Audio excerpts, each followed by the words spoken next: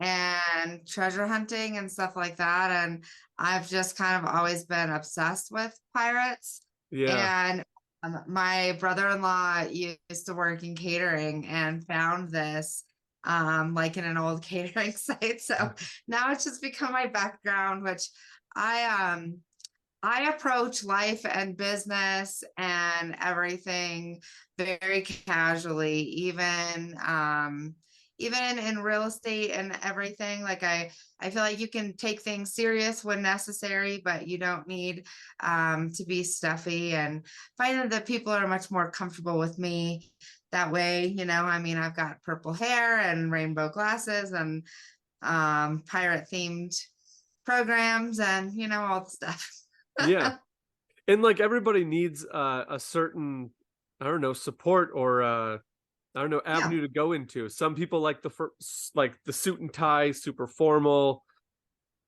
Some people yeah, like it to be casual. So you fit your niche and you take off yeah, from there. exactly. But Exactly.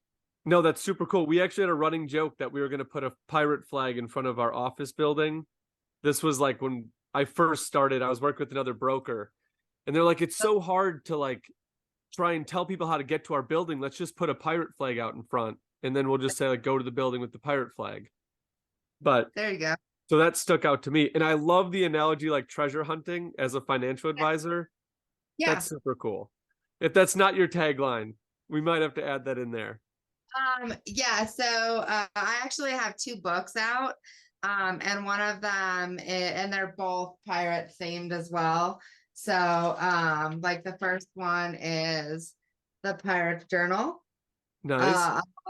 a modern treasure hunter's guide to wealth building. And then I have the actual treasure hunt, a guide to Nice. maximize wealth. So yeah, I'm actually about to put out a real estate journal as well, all about finding the right house and how you can maximize like what you really want in a house and find a house that you love and that you perceive as your dream home, but also hits all the marks for a really solid resale value. So That's awesome. I mean, just yeah. from talking to you the first like 3-4 minutes, I think we're gonna make this an hour because you are into a lot of things. So we'll try to jump right into it. All right, welcome back to this episode of MVP Real Estate Podcast, Season 3, Episode 15. We've got Charissa here. Where are you from? I didn't get that. I apologize. I'm in Colorado. Colorado. Awesome. And We if have he's found pronouncing out. your name wrong, correct him. Yeah, you Yes, can it's correct me. Charissa. It's Charissa. Teresa. Charisse. Teresa. Charisse. Yeah, Okay. you got to jump in and just correct me. Okay. I misspeak on a lot of things. All right, you are an author, a financial advisor, real estate investor, and probably more. But Yes. thank you for giving us the time, and I'm going to let you explain everything you're in because it seems like it's a lot. Yeah, absolutely. So, I am a real estate agent and property manager here in Colorado. And I've been so for since 2012. And then in 2017, my mom and business partner, her and I opened up our own brokerage called Ankeny Real Estate. And the reason that we both started our careers in Remax and we just decided that we wanted a little bit more freedom to honestly just be ourselves more and approach our clients our way. And then in 2019, I've always helped my real estate clients sort out their money stuff to be able to buy. It's not uncommon for me to work with a client for 3 or 4 years before they buy a house. And I kept getting frustrated because so many people would come to me in this like desperate situation and I couldn't help them. Like I needed to meet them 6 months ago or a year ago. Yeah. So I decided to become a financial coach. And so I launched that business in late 2019. And then, yeah, since then, I've published 2 books and both of my businesses have like taken all kinds of different shapes, but I'm also an active real estate investor. I've done flips and I've done rentals myself. I work with a lot of investors as well, especially along the Front Range. So my brokerage is actually, the address is in Palmer Lake, but we primarily work out of Colorado Springs and Denver and Woodland Park, the Western like mountains kind of area. So Awesome. Awesome. So we started as an agent. That was like your intro into real estate, if I got the yep. timeline correct. Yeah, and I left, the corporate America life. I was an operations manager at a call center. And just I always knew to some degree that I was going to be self-employed, if I'm being completely honest. Like I was in my mid-20s when I got into real estate, and I probably would have done it earlier if I wasn't so afraid of like the money stuff, and it's scary to be responsible for It's every funny part of your. that what kept you out of it is now what you are like, Yeah, you're exactly. facing head on. You're the financial advisor for these clients Yeah, when exactly. it was what you didn't want before. So that's Yeah, funny. yeah, exactly. And so, yeah, I mean, I got frustrated with this idea that I was held accountable for things that I had no control over. And I wanted to do things my way. And I knew that I would be successful if I had to rely on myself. I'm a very solution oriented person, and I didn't worry about it. And so I took the leap and never looked back. And like I said, I've since opened up a property management division and became a financial coach. I also do credit repair. So Yeah. And you started with Remax, was that correct? Did I yep, catch that? And the really tough thing that I found, because I got into real estate as an agent first, and the first thing that hit me was that people would come in, leads would come in. You'd call them, you'd ask them questions. Do you have a pre-approval? What's your credit score? And some of them are, I don't have a pre-approval. Where should I go? Or my credit score is at like 550 or 6. And you're like, well, you think in the back of your head, I can't help you. Like you said before, I need to meet you 6 months ago so that now you're ready. In those bigger box brokers, and not all of them, I'm not going to make a blanket statement. Most of them will say, all right, that's a cold lead, put that in the back, keep calling. But deep yeah. down in my head, I'm like, but you can help them. They Mhm. can get to where they want to go. You don't have to like dismiss them, but they're all about numbers and they want to get things going, at least from my perspective that I found, which is why I've always worked with the boutique, because you can kind of run your clients how you want to. And some that are behind, you can actually like help push through to get to where they can actually buy a home. I don't know if that's what you were seeing out there as well, but Yeah. So so yes, absolutely. But I feel like it was so much deeper than that. So I was never on a team where I had like a team leader that like necessarily gave me leads and I had requirements to call and things like that. I had came in and like my mom and I were technically on a team, but we just treated it as independent, like we did our own thing. But it was really hard. When you get out of real estate school, they don't teach you how to be a real estate agent. They just teach you how to not get sued. And yeah, even that was a that's a little good way to blurry. put it. That's a very good way to put it. And so, I was searching for like, how am I going to grow my business? Because I'm not going to door knock and I'm not going to cold call. And I refused to do it that way. And absolutely, like there was a lot of pressure to just call and call and call. And I was just not going to do that. And I met this amazing lender actually super early in my career. And one of his primary marketing efforts was getting leads from HUD Home Store. And it was most of them were garbage. I'm not going to pretend like they weren't. But I can tell you, like the people and the clients that I did meet were those people that we were just talking about who landed on HUD Home Store because they were looking for something really cheap. And Yeah. most people who are looking for something really cheap, it's because they have some sort of roadblock that's preventing them from participating actively in the real market, for lack of a better word. And so it allowed me to really meet these buyers that were hungry.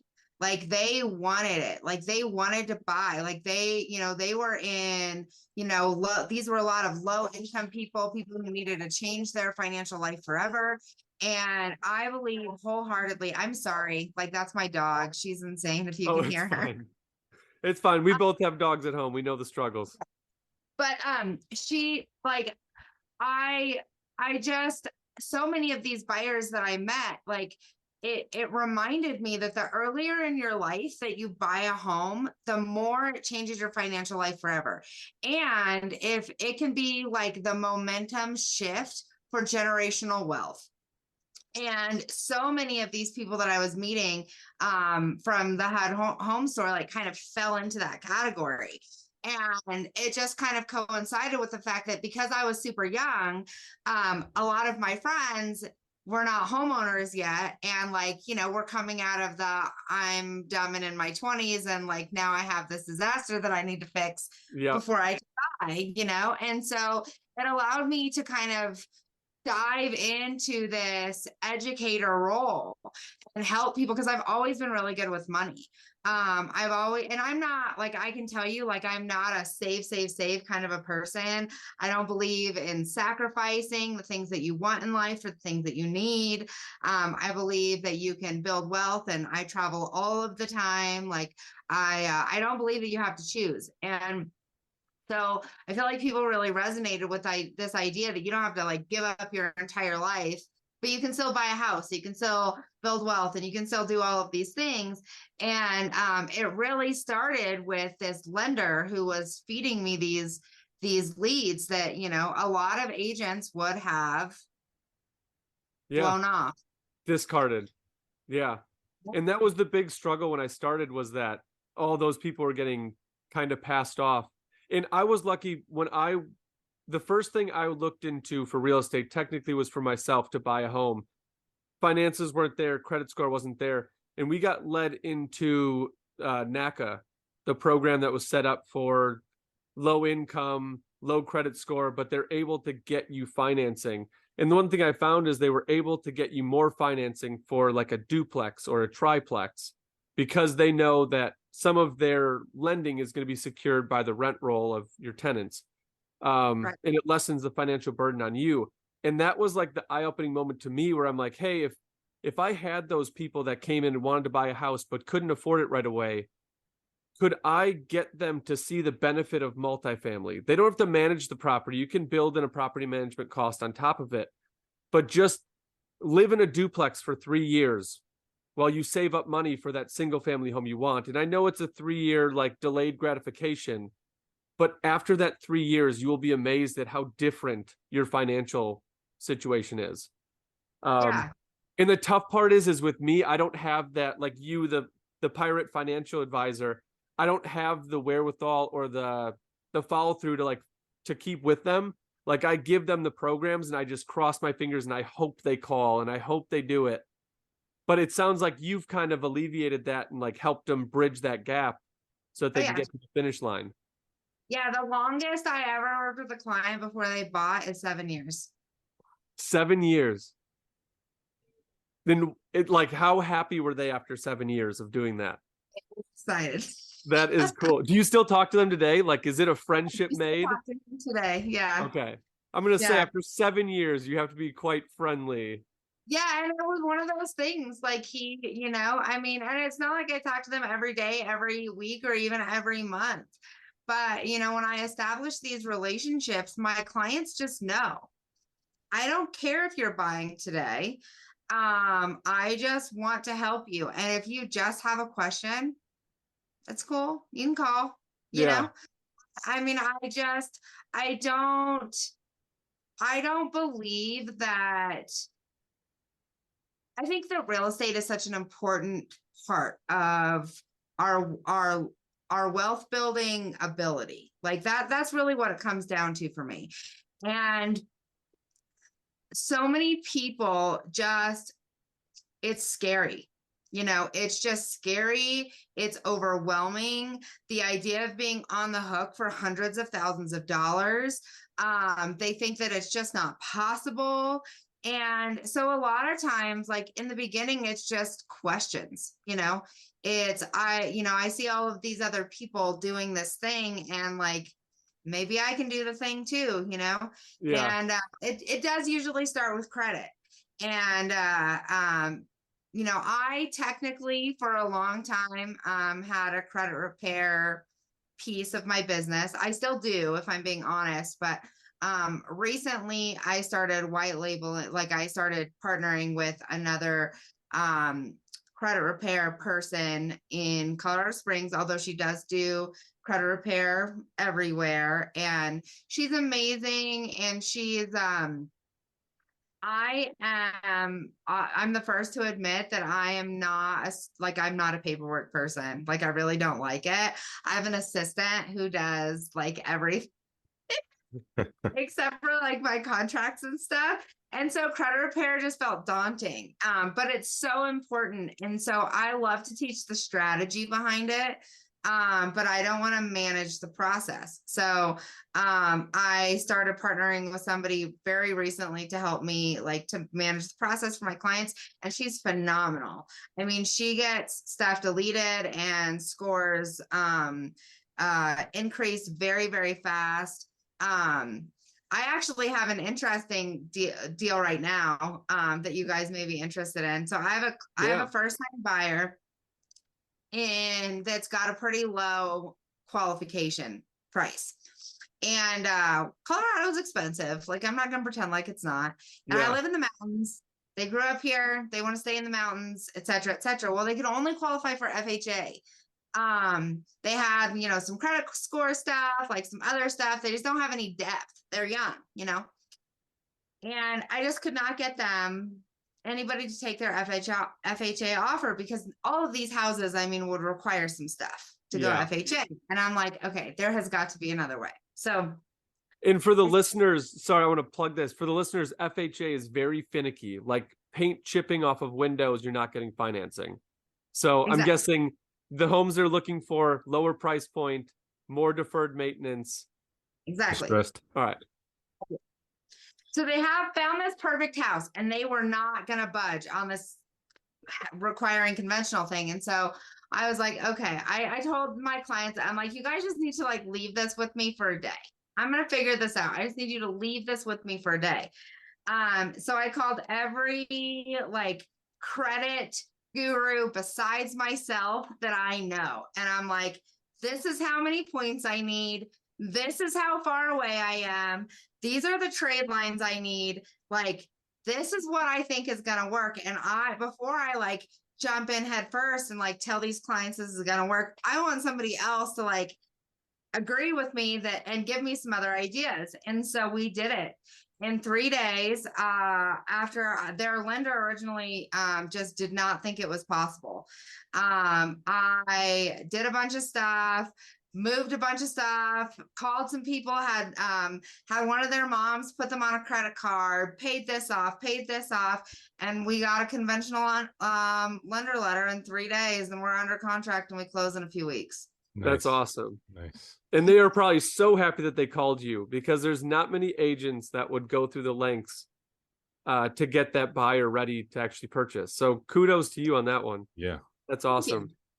Yeah. And that kind of stuff is fun for me, to be honest. Like, I love to help people buy, like their dream home. I really love helping sellers and watch them, I mean, I had one client years ago. I worked with him for years, and he, was renting all of his furniture from Rent-A-Center when I met him, and had like no anything. Like, he had no wealth, he had no savings, he had no nothing.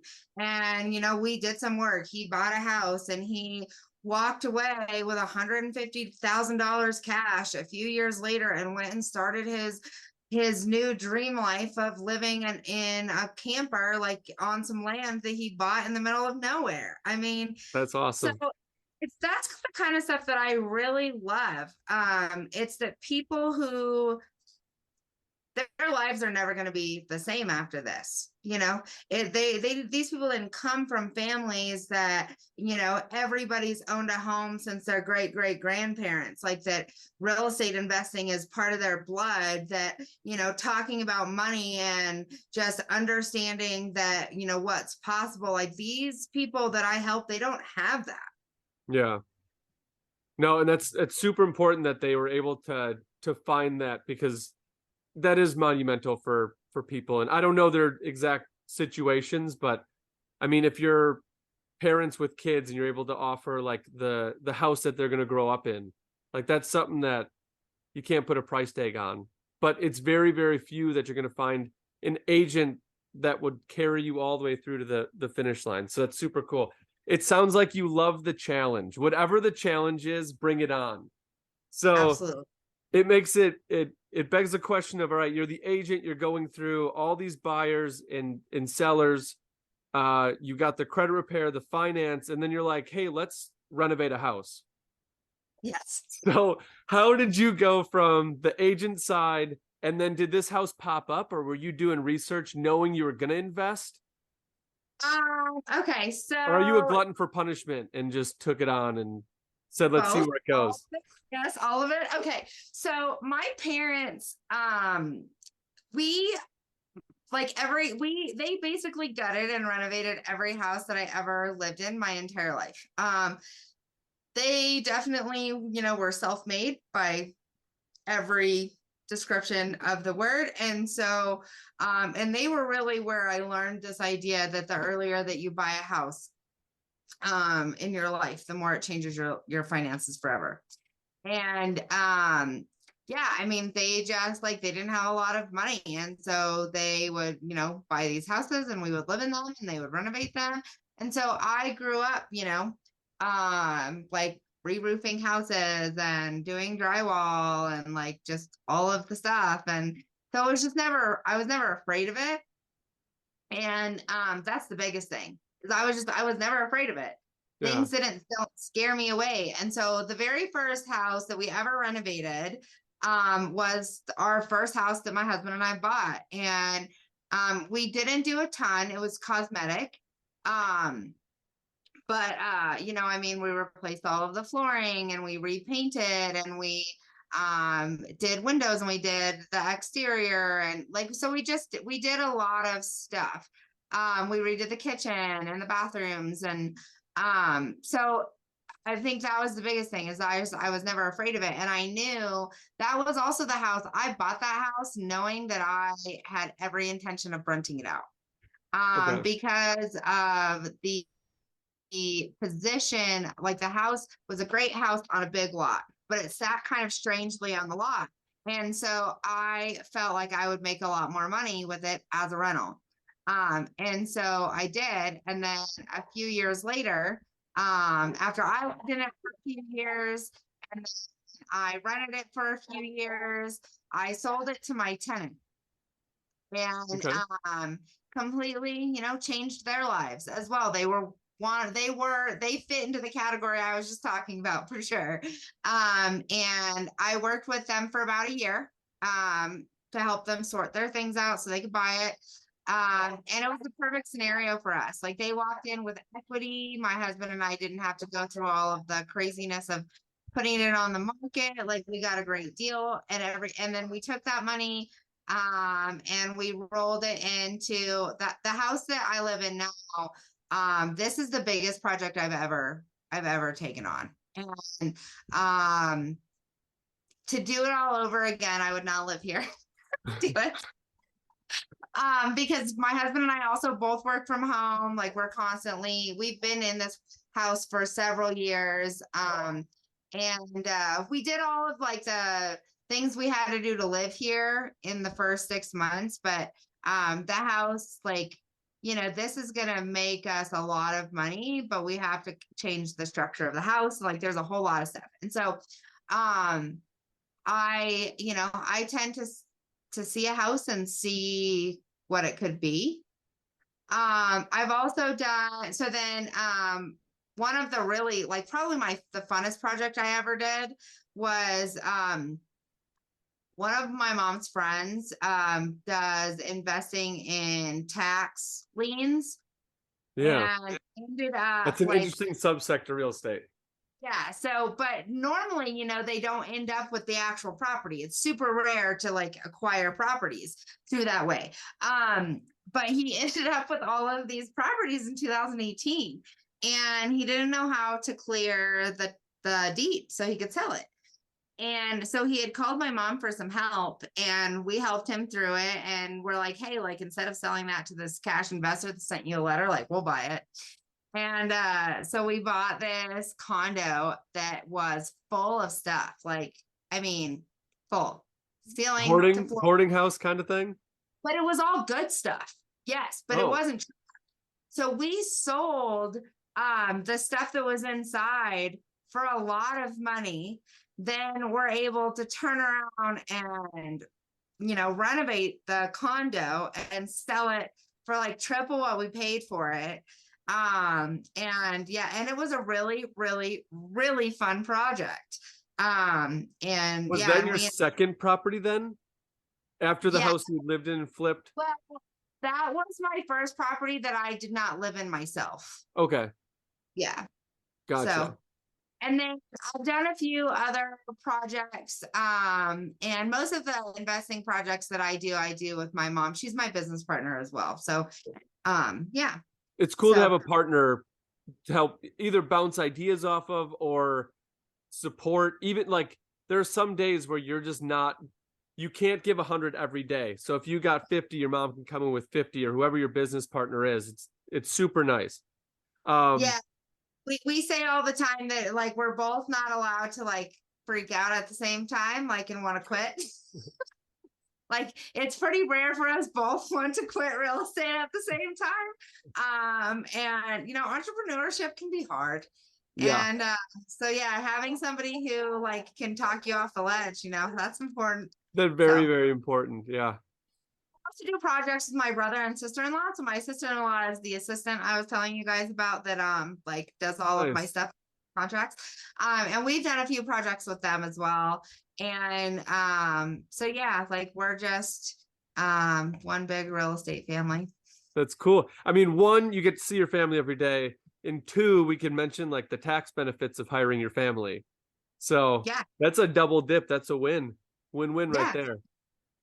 Um, all right. I was gonna ask you because I'm big on mindset. I think it's super important for people to be in the right mindset to go into it and kind of I've always said like don't run away from something, run to something because it's a different perspective. So like as you are I know you have the background of your family in real estate and they've done it for decades before. My mom got in it only a few years before me. Oh, really? Okay. So, all right, you don't have the long history. So, as you go in and you're like, all right, I'm going to buy this house and we're going to flip it. I've never been a contractor. I haven't touched this stuff. How do you get over the fear of like the unknown or what could possibly happen here? And I'm speaking in reference of the people that, all right, I want to get into real estate. I want to own a house. I want to own a rental, but like that scares the crud out of me. Like, how did you get through that one? To be honest, like I don't really have that kind of fear, but I can tell you my husband does. So the biggest thing is like understanding what could go wrong and understanding due diligence. And I think it's different, like if you're going to, so basically, this is how I explain it to people. When you think of, so the biggest thing is like home warranties, but I explain it to them in a little bit different of a way. So if you think about the system that could go wrong in a home that's going to cost you the most money, like, pick one that's the scariest that wouldn't be covered by your homeowner's insurance that you couldn't wait to fix. Like if you didn't have the money, like it doesn't matter. And what typically comes up for people is heat, the furnace. Yeah. And so I help them determine the cost essentially to fully replace a furnace. And then tell them until you have that amount of money in the bank, you keep a home warranty on your house. End of story. Yeah. That's pretty safe. That's the reason for insurance, is to cover those what ifs. And there's a Yep. lot of what ifs when you own a home. Water Yep. heaters, there's a lot of mechanical things that can go wrong. Exactly. And then I have my uncle was a contractor for years here. And so he's not anymore, but always like knew that if I couldn't find like a plumber or a this or that, I could call and be like, Galen, like, give me a guy. Like, I need a guy. Point me in the direction of a guy that's going to show up, is licensed and insured, is going to do a good job, and is not going to charge me a gazillion dollars, you know? Yeah. And now like I have a really, really solid like contractor base. But I don't use a lot of like plumbers and electricians and things like that. I do a little bit, but I like, GCs and people who, so my favorite contractor that I use right now, like he's a GC, but he's, the name of his business is the Solution Service. And he has a guy for everything. So he has subs for everything. I don't have to worry about finding them. I just call him and be like, this is what I need. This is my timeline. When are you going out? Yeah. And I know that he has the insurance in place. Like I know that, and so I refer him to my clients, and I make sure all of the people that I work with understand that if you have a real estate question, for sure I can help you. But also like that includes renovating your house. Like that includes all of the things. And like, I'm happy to help. I also, the inspector that I use I have a couple of them, and they're all very, very, very thorough. I do not believe that this is a little bit, not every real estate agent agrees with me on this. So I'm just going to put that out there. A lot of inspectors that I use, some of their local agents don't like them because they feel like they over sensationalize things. Okay. Mm-hmm. I believe that it is an inspector's job to point out every little thing. Yep. And it is my job to manage my client's emotions. And it is the other agent's job to manage their client's emotions. Yep. Not the inspector's job to tell somebody whether something is or is not a big deal. It is not their job to downplay anything, because they don't actually know. Like we're only there for a handful of hours, right? Like they can't know if that, thing that foundation thing could be a big deal or it could not be a big deal. Like they're not responsible for determining that. Yep. They're responsible for saying, this is something that you should probably pay attention to. And all of my inspectors give like a home maintenance manual as well as part of it. And so we go over that. And yeah, so I'm very education focused. I'm sure you guys can tell, like clients have all of the information every step of the way. And that's usually how we get past that fear. Yeah. And I think you hit it right on the head with the inspection. I know that all the properties that I buy, I've had an inspection done on them, even if they are like going to get remodeled, because I just want to know what the status is. And I've told a lot of sellers, I'm going to get an inspection. It's not contingent on my offer. So if this comes back and we've got problems, that doesn't matter. The offer is still the offer. I just need to know, so I know what I need to look at. Like how many electrical issues do we have? Do we have any plumbing issues? That's all I need to know. I need the info. I'll take the info and do what I need to do with it. And sometimes they're like, oh, okay, that makes sense. Sometimes they get like a little skittish, like, oh, you're bringing an inspector in? And it's like, well, those are the people that are probably trying to hide something then. Like, I know. That's funny you mentioned that, because I think in October, it'll be 3 years that we've been in this house, and I still have my home inspection for this house bookmarked. Yeah. And like, I'll pull it up every once in a while, look at it. Okay. And have I addressed this, or have I checked on this in a while? And like, there is stuff when it first came back, my wife and I ran down a list and we're like, okay, there's 10 or 12 things that we need addressed here. What are 2 or 3 big ones that we want to possibly throw in and say, hey, address this, or, we're going to have to adjust our original offer. And one of them was a bad window, the old crank casement windows. One of those was bad.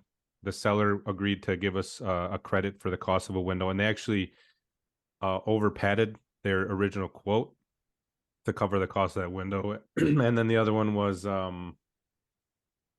there's 2 furnaces and 2 central airs, and they agreed because of that and a little bit of the age on them that they agreed to cover like the very best home warranty that was available for the property. So there's still stuff that I have to look at, and I'm like, what is this? And like they said that there was 2 or 3 of the bathroom sinks had leaks from his inspection, and then I knocked those out within the first couple of weeks of moving in. But I still reference ours, and the only reason I think I'm so paranoid is because when I first bought my first house back in 2010, we didn't have a good inspection because it was a friend of the agent. So that is another thing that maybe isn't talked about a lot, and we've been told after the fact, like, hey, don't ever take the agent's recommendation because sometimes they could be in cahoots, but hey, don't share this with them or don't reveal this to them because it could kill my deal. And at that time, I think it was way more of a buyer's market in 2010 than it is now a seller's. Yeah. So yeah, and those buyer-seller markets really depend on a lot on inspection and how much weight you put on them in terms of the offer or not. Yep. And that's the one thing that I always try to educate, like you were saying. You can still get those done. You can get a radon test done just for your peace of mind. It doesn't mean it's going to kill the deal. Yeah. You just want to know the info. And radon is huge here in Colorado. I mean, radon is caused by decomposing granite, and I literally live on a granite mountain. So 90% of houses in this area, like so many things come back high. Some of them, like it's only a little high, but I mean, we've had hundreds. Like we've had radon in the hundreds. Whoa. In the more than 100s. And you're still 4 parts per million, right? That's like a standard across. Yeah, that's crazy. That's not. I think the highest I've seen here, and that was we've got some foundries around here, so like the Waukesha area, Pewaukee, which means nothing to you, but that area has a lot of foundries, and those radons I've seen 45, I think is the highest I've seen. So that number that you have is insane. Yeah. So a lot of them come back. I would say like the most common is probably 20s, if they're, super high, but yeah, no, we've had in the hundreds. Like, I know my mom has had one that was over 200, but I don't know what that number was, but the highest I've had was like 179 or something like that. And that's in the Colorado Springs area? It's actually in Teller County, which is west of there in the mountains, but yes. What do you do to mitigate that? So you get the test done, and then what do you? So it's the same as any other radon system. So it doesn't matter what it is. Like, so I'm not a radon expert. Like, it looks like a big, like 3-inch PVC pipe that goes into your basement, and it's got a fan that pumps the gas up out of your house. That's pretty much what it looks like. So that's what I see on houses. That almost looks like a downspout, but reversed on the side of the corner of the house. Yeah, okay. Exactly. Like if you do like most of our stuff here, like we have a lot of basements, but like we also have a lot of like partial basement crawl spaces. And so if it's a crawl space, they basically encase everything with plastic and then seal it that way. But yeah. It's it just pumps it out. But the crazy thing is it doesn't matter like how high it is. That's actually not true. We have had one where we had to do two systems. I was going to ask you, did that one require 2 radon pumps? Usually no. Usually it's about like the structure of like if it's just like flat, like one level or whatever, and then usually no. But yeah, I forgot we have had one that we had to do 2 systems, but it's not common even when they're really, really high. Yeah, I've always seen one, but I've never seen numbers that high. So I was just out of my curiosity if you needed 2 or a bigger fan, because like obviously the fans are rated to pump X amount of CFMs. Yeah. They don't look any different, but I know they're more expensive. So I imagine it's, more powerful in some capacity. Yeah. Just throw like 6 box fans under the crawl space and call it a day. Yeah. That'll be the fix. The inspector will pass that. Yeah, right. Yeah, exactly. So, all right, the last thing I wanted to touch on was your books. So when did you start writing, like, because they're titled the journals. Are they actually your journal, like your process through real estate, or how do you? They're workbooks. So, these ones are both based on my financial coaching. Neither of these are real estate based. My real estate book should be coming out. Hopefully, I actually just started it. It'll probably be a few months. It usually takes me, like, this book took me, this is my first one, and it took me about 7 months to write. This one I did in 4 weeks. But you'll see this one is okay. So there's a lot of like workbook pages. So I should back up too. And are these available online? Because we can put these they're on on Amazon. if Like, people are it's through. interested. Yep. So it's through a publisher. So you can get it on Amazon, Barnes and Noble, all the things. But yeah, this one is really about my financial philosophy, on how to build a wealth building strategy that honors the lifestyle that you want to live. That's what this one is. And this one is all about money mindset. Mindset is a huge piece to me. I believe that every decision that we make and every fear and all of those, fight or flight type of feelings stem from our money story, because money is the physical representation of safety in our world. So it's tied back to money somehow. Like, even if you don't realize that it is somehow. And so like truly understanding where those things come from is what the treasure hunt is about. And so this one is 100% a journal. So this one is purely journal prompts and pages to write. And then at the very last, I teach this thing called, I call it danger zones and lighthouses, but it's essentially understanding spending and saving triggers, and how to stay mindful in your money all the time. And if that makes sense. So essentially, like, recognizing what you really want in your life and just not spending money on anything else. And so I call it danger zones and lighthouses, and that's in both of them. But that's the only like lesson in this book. Everything else in this one is a journal prompt around money story. And I talk a little bit about your personal relationship with money and kind of explain what I was just saying. So yeah. So danger zones meaning stuff to stay away from and avoid, and lighthouses what you can work towards or go to for the safety security. So your danger zones are essentially your spending triggers. So for me, for example, I am an impulse buyer. Like, that's my spending trigger. I get bored and I will literally scroll Amazon like I'm doom scrolling Facebook. It's almost Prime Day, so this is your dojo right here. I have lighthouses to keep me from doing that. So then your lighthouses are essentially the things that bring you back into awareness. So it's a lot of like questions and guidelines for yourself. And none of my stuff is hard and fast rules, because like I said, I don't believe in living in restriction. I don't believe in, that you have to have no debt before you can do anything else. Like, I believe in leveraging other people's money. Like, I have a lot of money philosophies that are a lot different than, kind of what's out there in the mainstream world. And so my lighthouse is, so for example, like, I don't shop on Prime Day. I have to leave things in my cart for a certain amount of time. Like, I don't have like the one swipe buy, and stuff like that, because I'm glad I'm not alone. I know, those are the things I know that if I don't have those things, I'm not just going to doom scroll Amazon and randomly buy crap that I don't even want. I mean, it's one thing to buy something that you really want. Like, I'm never going to tell you, don't go to Starbucks, don't buy the things that you want or whatever. But we buy a lot of shit. Sorry, we buy a lot of stuff that we don't actually want. Yeah. Oh, I agree.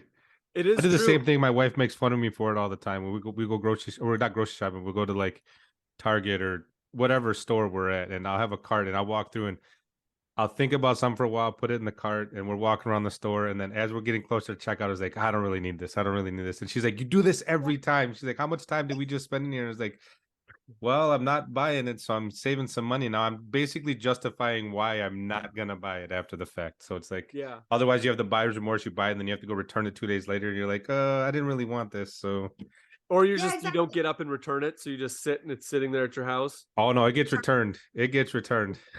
Terrible at returning. Like it is a huge joke in my family. If I buy something and it's gonna end up in Goodwill if I don't want it, because I am terrible at returning. And so I'm super conscious of not buying stuff that I don't want. Like, Yep. I'm so glad you brought up you limit things that you buy on Amazon. You let them sit in your cart for a little bit, because I have added things to my cart. I put save for later. And then I'm like, I'm going to check back next week. And if I really want that still, I'll get it. If I don't, I have like 40 things in my shopping cart that I put in years ago that I still haven't bought. And how much money, if I totaled those up, would it have been of useless stuff? Yep. If I would have just impulse buy? Yeah. So I But like that strategy. There's something that I don't know if it's when you're scrolling Facebook or inadvertently you see one ad that triggers you to be like, oh, well, I wanted to look at this. And I'll same thing, put it in my cart, or I'll do a save for later. And then I'll go back and look, and I'm like, how did I get here? Why am I looking at this product? And I do the same thing with Audible. Yes. Like books will come up, and then I'll be watching a TikTok or an Instagram reel, whatever it is, and I'll be watching it, and I'm like, okay, then I'll go over to Audible, put it on my wish list for my library, and then a couple weeks later, I'm going back. I'm like, how did I get here? Why do I have this book in here? Because it's not in any type of alignment with other books that I have read. So it's the same thing. It's crazy. It's crazy. Yeah. Got to have patience with that. They spend a lot of money. When I say they, I mean companies like Facebook and Audible and Amazon and all the things to, use everything that we put out on the internet to make you become an impulse buyer. I mean, there's 7 primary spending triggers, but I can tell you like the most common ones are emotional and impulse, and the third one is status. So like keeping up with the Joneses style stuff. Yeah. I'm not the only one in the world that knows that. And I imagine, there is not a marketer out there that doesn't know 1,000 times more about spending triggers than I do.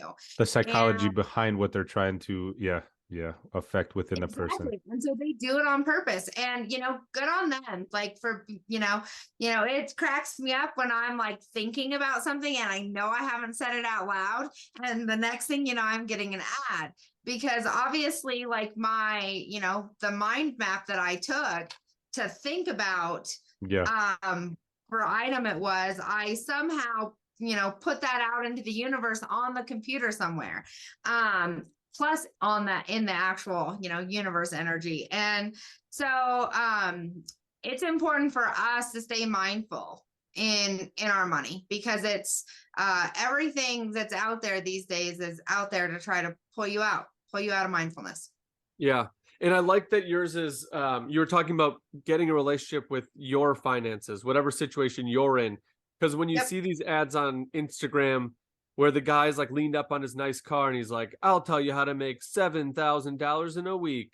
Or like the Dave Ramsey's, I appreciate Dave Ramsey for what he is. And some people it works super well for, but like I couldn't adopt his philosophy because I can't live debt free. I'm constantly in debt with real estate.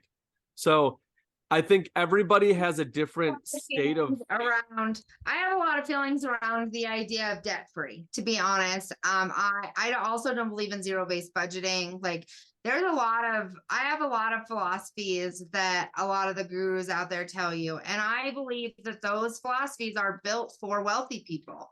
They are not built in a way to allow anyone who does not already have money to truly thrive and grow wealth.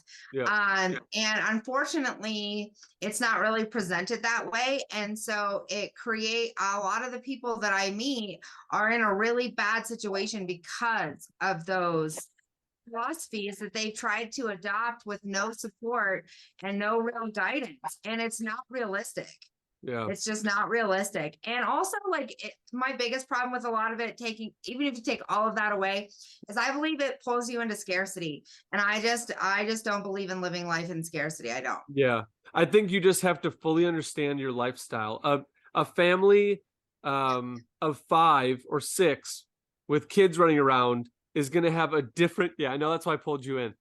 Or that's going to be different than like the dinks who live next door with 2 dinks are dual income, no kids. So your finances are going to be completely different. So like there can't be one roadmap for both of you. You need to understand your positions. These people are going to buy more kid toys. They're going to buy kid toys. These people are going to buy adult like cars and boats because they can. But you just need to understand where you're at. And overall, like the main thing that I always stress is like get your needs done. Your needs have to be there.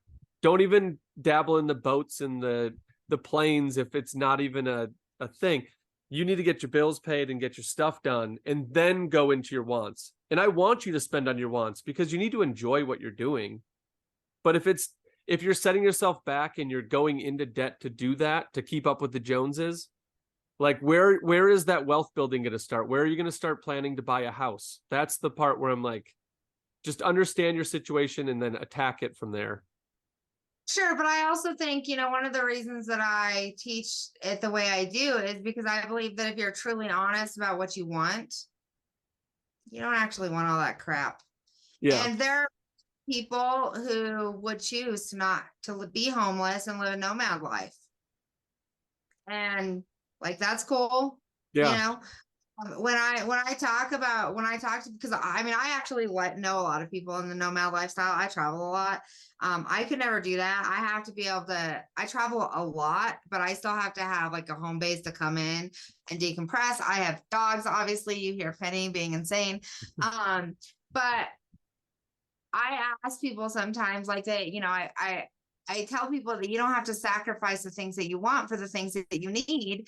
And they're like, well, like I want to quit my job and like I want to do this and go on a like world motorcycle trip. And I'm like, do you really want to do that? Yeah. And I'm like, what about your kids? What about this? I was like, no, that's maybe a dream. Like maybe that is something that you have, over, what's the word I'm looking for? Like, you've, glorified. Like overextend? Yeah. Well, no, you've glorified this idea in Oh, your I head. got you. This thing, but when you actually look at what you really want, you don't. You're just trying to make yourself feel like you don't have the life that you want because you hate your job or you do this. But if you just made it a few shifts, you could have everything that you wanted because you don't actually want this thing that you're trying to glorify, Yeah, they just keep Yeah. telling that same story, so they feel like they have to. It's self perpetuating. Like they keep telling everybody, "I'm gonna do this" or "I need to do this," and then you never get back to the root cause. It's like when you're talking to a kid that's crying. After a few minutes, you're like, "Do you remember why you started crying? What caused you?" So it's very similar to that type of situation. You keep telling everybody, "I'm gonna go do this. I'm gonna go do this," and then you're holding yourself to that standard, and then you're thinking that people are doing the same thing, and you're like, just step back, and it's like you don't. That's not that it's not true, but like that's not what you really want. Like find something Yeah. either more realistic or dig down to the core of what is behind that or what is at the base of. Yeah. And I think the big same. key to do that is like the journal that you have. So if the listeners here don't have anything, I would take a look at your journal, because when you self-reflect on what you are doing and actually take a look to sit with where your goals are and what you want to do, in a big piece of that, I think every financial advisor out there talks about journaling or writing down kind of what your goals are. So I think that's an important piece. So it's super cool that you got that out for your clients. And I'm sure you have them do that as they come on, as their home buying process starts. Yeah. So I have, yes, absolutely. So a lot of my real estate clients and my coaching clients, like a lot of them end up kind of intertwined. Yeah. Which makes sense, right? Like, I mean, I built my real estate career on helping people with a lot of these financial philosophies. I taught it for a long time. I just now teach it to people that are not just my real estate clients. Yeah.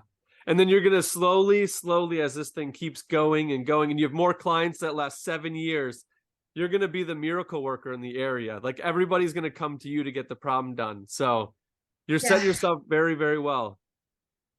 Yeah. So the market here is interesting right now. So it should be nice and fun for me for a while. Like I said, like you said before, I absolutely like the challenge. So Yeah.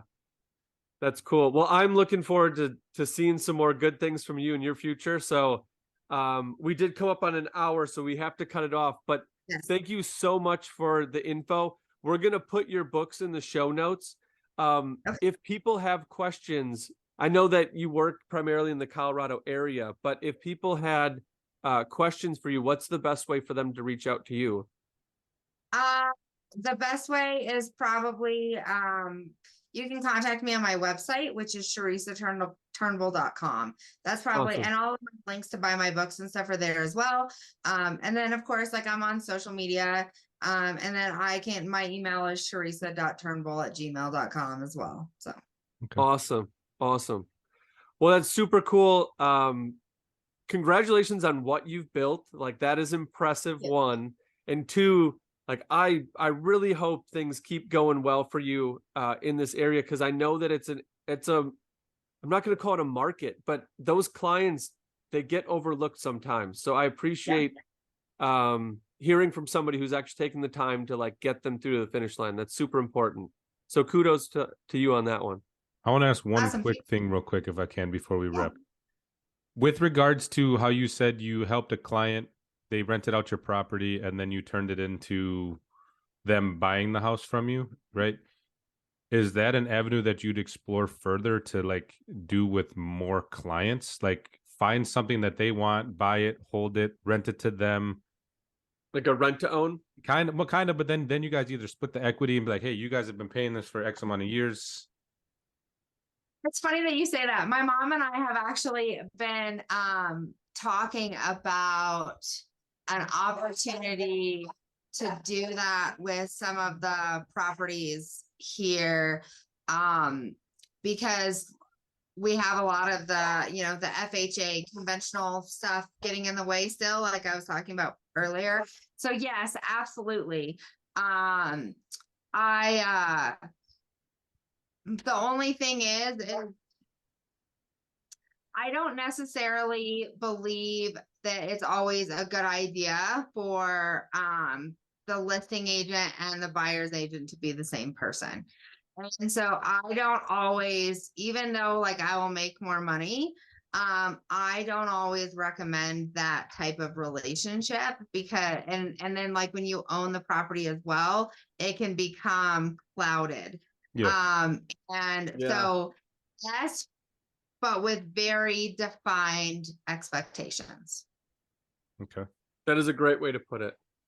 Cool. I second that one. It was just something I was curious about. So yeah.